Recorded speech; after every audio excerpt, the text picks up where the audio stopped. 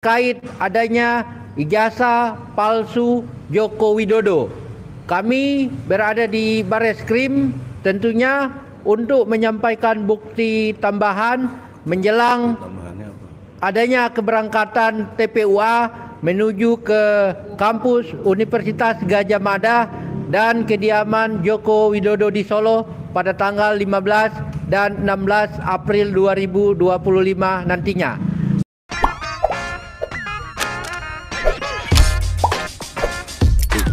Ini apa boleh buat, dia sudah terpilih sebagai presiden dengan segala akal bulus yang terjadi, didukung oleh orang-orang kuat ya, sedemikian rupa, dan mungkin ya karena Allah ingin memberikan pelajaran kepada kita, diizinkanlah dia menjadi presiden ya sampai 2 periode. Tetapi presiden dengan ijazah palsu itu sungguh memalukan, memuakkan dan menjijikkan ya. Terus terang saya katakan ini memenuhi apa yang dimaksud dengan kategori perbuatan tercela. Benar nggak Bang Dehayu? Ya, sebagaimana pasal 7A ini memenuhi syarat untuk diimpeach. Tapi berhubung dia sudah tidak jadi presiden lagi, kita sudah berusaha mengimpeach dia pada waktu itu. Ini parah nih. Ya elah nek. Bangun nek, bangun. Udah tahun 2025 ini, masa belum bisa move on?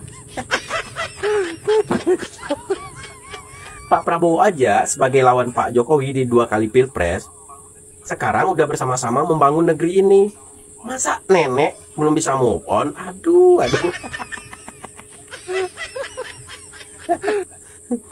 Ini kalian setuju gak nih orang-orang kayak gini diasingkan dari negeri ini? Setuju gak kalian?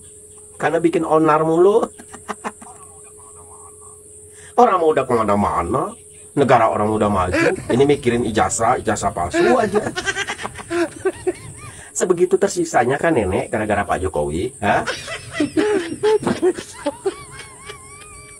Aduh. Nih, coba nih kalian perhatiin.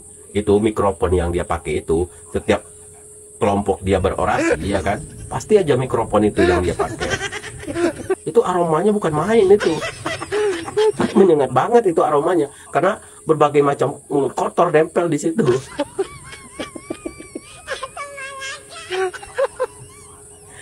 Orang-orang mau udah kemana, nek? Ini masih aja mikirin ijazah Pak Jokowi. Ya sudah nyata-nyata menjadi wali kota, gubernur, presiden 2 periode, masih aja diributin. Aduh. Jadi sakit hatinya mau dibawa sampai mati aja nih. Nih guys, nih orang-orang ini ya, terutama nenek PL ini, hidupnya itu tersiksa di dunia, nanti di akhirat juga tersiksa. Dia tersiksanya di dunia gara-gara mikirin ijazah Pak Jokowi. Sementara nanti di akhirat dia akan dipertanggungjawabkan perbuatannya karena memfitnah orang lain. Entahlah di akhiratnya, nggak tahu ya kan, kita tahunya di dunia aja dulu. Di dunia ini udah nyata-nyata dia ini tersiksa karena mikirin ijazah Pak Jokowi. Tapi kalau di akhirat itu nanti tergantung amalan kita di dunia ini. Lah orang amalannya aja kayak gini, suka memfitnah ya kan, suka menghina sesama. Ya udah jelas-jelas nanti di akhirat juga dia ini akan tersiksa juga. Karena apa yang mereka lakukan di dunia ini, itulah yang akan dibawa ke akhirat nanti. Kalau di dunia dia memfitnah, menghina tanpa dasar, nanti akan ada akibatnya di akhirat nanti.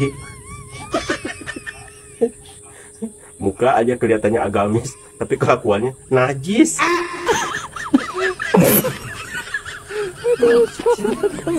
Kemarin itu ramai di X ya, ada yang spill ijazah aslinya Pak Jokowi.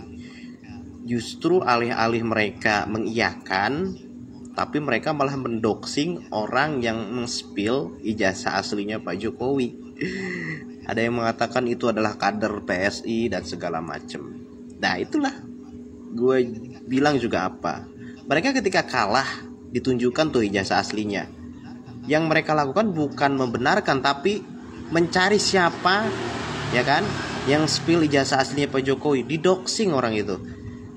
Jadi mereka itu gak peduli mau asli mau palsu, gak peduli mereka.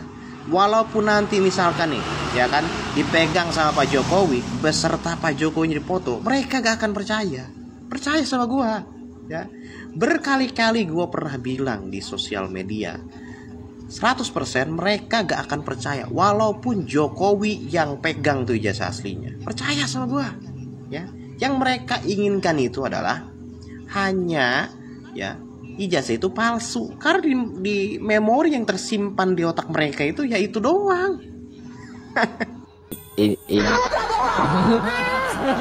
Berkat kamu Prabowo, endasmu. Gimana endasmu Prabowo? Gimana endasmu Prabowo? Gimana endasmu Prabowo? Ini parah nih. Bapak Prabowo, kalian itu sebenarnya presiden atau presidenan? Betul begitu sahabatku, adik-adikku. Kalian itu Pak Prabowo, kalau Anda presiden, tangkap Jokowi dan tontonnya secepatnya. Tangkap Jokowi dan troni-troninya secepatnya. Tangkap Jokowi dan troni-troninya secepatnya. Aduh, masukkan mereka semua ke Nusa Kambangan. Ingat, kalian mudah kendali, Allah yang mempunyai kendala. Bahwa rakyat Indonesia ini butuh makan, butuh pendidikan gratis, tapi bukan makan gratis. Betul? Betul ada mahasiswa? Kita butuh pendidikan gratis, bukan makan gratis. Makan gratis akan menjadi apa? Kotoran, ya kan? Menjadi baik, menjadi baik,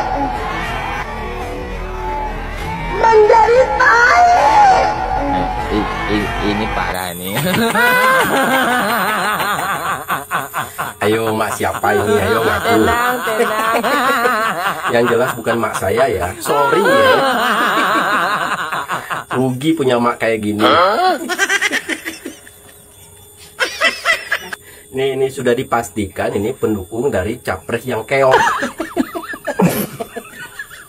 Karena kualitasnya emang begitu ya. Emang seperti itu kualitas orang yang kalah, seperti itu. Keluar sana keluar sini, ya kan? Jadi kalau pendukung yang kalah itu, baik pun yang dilakukan oleh pemerintah tetap jelek di mata dia. Apalagi yang dilakukan pemerintah itu kurang berkenan gitu. Wah, habis deh. Siapa lagi kalau bukan pendukung yang kalah ini? Kalau pendukung yang menang mah santai aja ya kan. Kita tetap mendukung program-program pemerintah yang telah dirancang oleh pemerintahan sekarang. Itu kalau pendukung yang menang. Tapi kalau pendukung yang kalah ya kayak gini kualitasnya bobrok. Tapi nih kalau kita bilang ini kurang ajar, nggak punya otak atau apalah, dia nggak nerima ini. Dia tetap cerdas katanya. Padahal udah jelas-jelas kelakuannya kayak setan. Coba kalian lihat, yang menghujat Pak Prabowo, yang menghina Pak Jokowi, itu orang-orangnya tuh agamis gitu kan ya. Yang perempuannya pakai jilbab, sementara yang laki-lakinya pakai peci. Tapi buat apa gunanya peci sama jilbab kalian tuh buat apa? Hah? Ini jangan sampai ya untuk yang mak-mak ini nih. Jangan sampai kepala ditutup, selangkangan dibuka. Aduh, rugi banget ya kalau mendukung yang kalah itu rugi. yang ada di benak mereka tuh hanya mencaci maki pemerintah gitu kan, menghina, menghujat itu. Beda kalau pendukung yang menang ya. Kalau yang menang mah santai aja. Sambil ngerokok, sambil ngopi. Kalau mereka yang kalah itu benar-benar tersiksa hidupnya itu.